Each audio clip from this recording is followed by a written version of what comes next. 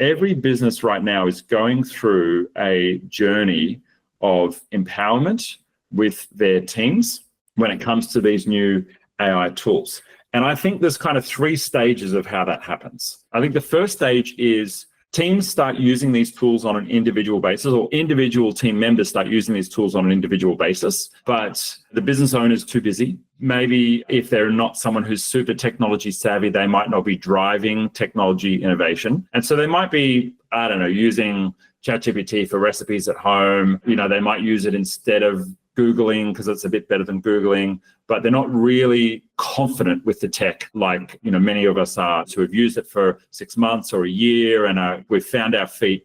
And, now we're interested in, really getting into the power zone. And so, what this kind of looks like is on a business level, if there's not yet a culture of using tools, sharing your wins inside the business, then people just use it in their own little kind of silo. Now, that's not necessarily a bad thing, because that person's going to be way more productive.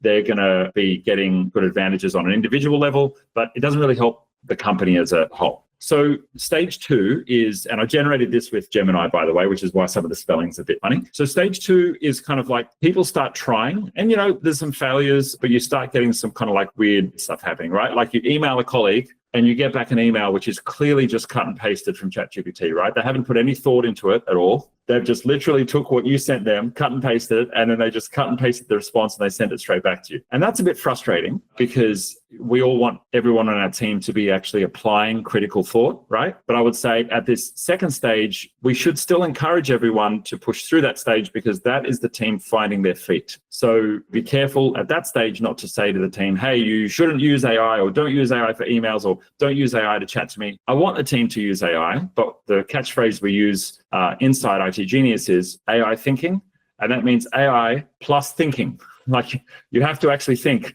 Use the AI tools, but please use your brain as well. So, verify what you get out of it. Proofread before you send something, and you're still expected to come to work with your brain engaged. And these tools just help us to move faster. And then we reach the empowered teams and AI drive productivity, which is the final stage where everyone's empowered and everyone's having a great time.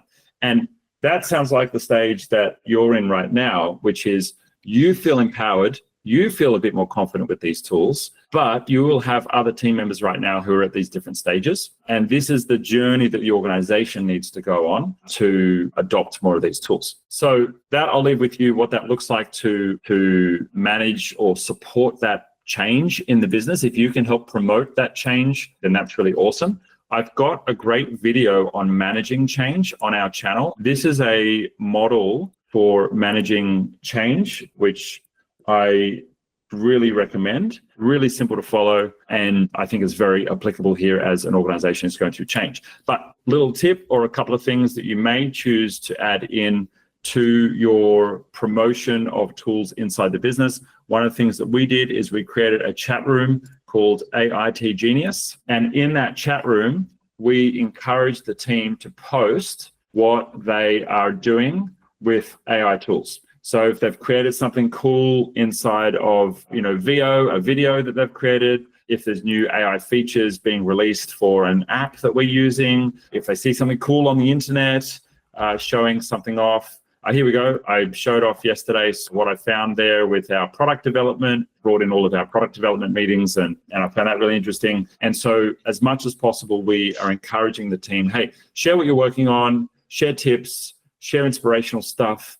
And that's one thing that we're doing to get the team excited and get them on board with the change. Now, on a practical level, what do we do to train the AI tools if maybe you can't access everything, right? The easiest way to find absolute goldmine for training the tools is if you go to your My Drive and then you go to, there's a dedicated folder for all of your Google Meet recordings. Everyone has this in here. So inside your Drive, Google Meet recordings, there we go. There you will have all of the videos and, more importantly, all of the transcriptions from every meeting that you have organized. So if someone else organized the meeting, they're going to have it in their My Drive. But ideally, let's say you have an executive in the business that's got a whole bunch of meetings. You're going to have a high level of trust with this, but that person can share that folder.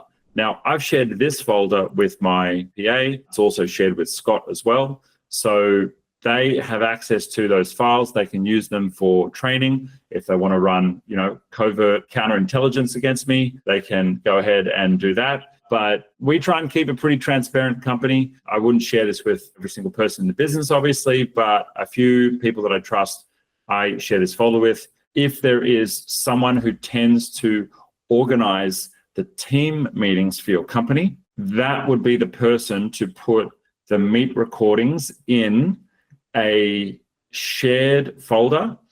And if you wanted to be even more clever about it, I know I'm going to get a little bit geeky and technical here. You could do something like set up an automation where our recurring meeting like this, if it has the same name each time, you could set up an automation, or we could set up an automation for you, which would take each one of those transcriptions every time they land in that person's inbox and either share it or add it to a notebook LM, or, you wouldn't really be able to add it to a gem because you would run out of 10 sources pretty quickly. But if you, for example, have an important meeting or something important that's regularly going to this folder, you really wanted to, you could set up automations. Or you could do something like set up an automation where every time a document gets posted into this folder, maybe Gemini summarizes and then puts it in Google Chat and sends it to you, Google Chat. There's lots of options that you could do to automate that. But for now, if you're looking to get insights